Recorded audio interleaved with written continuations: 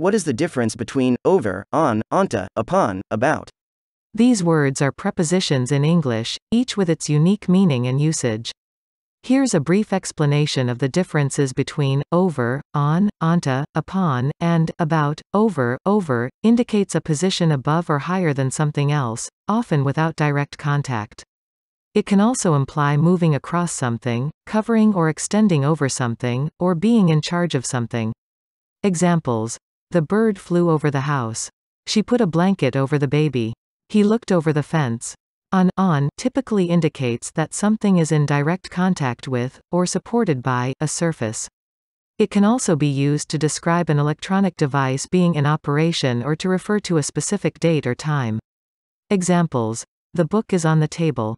The painting is on the wall. The meeting is on Tuesday. Onto expresses the idea of moving something to a position on a surface.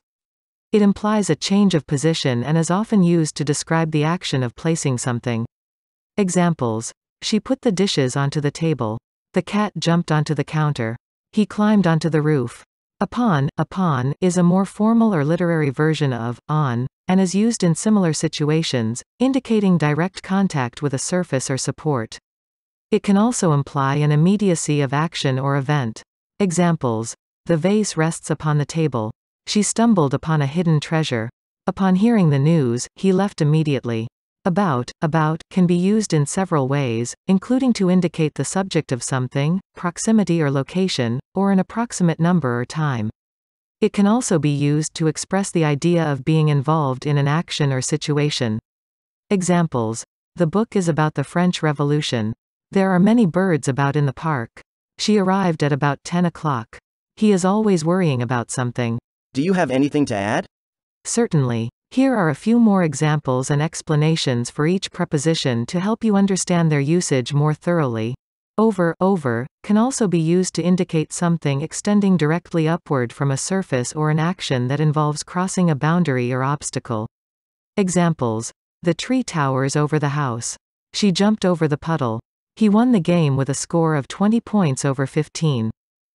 On can also be used to indicate being part of a larger object, in the context of an activity, or to describe a state or condition.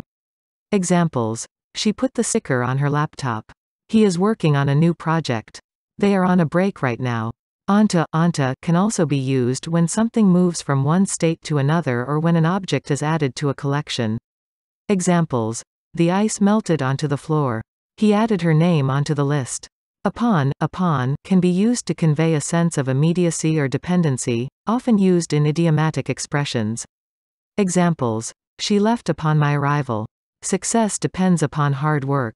About can also be used to express the idea of movement or action in different directions or to describe a change in position or state.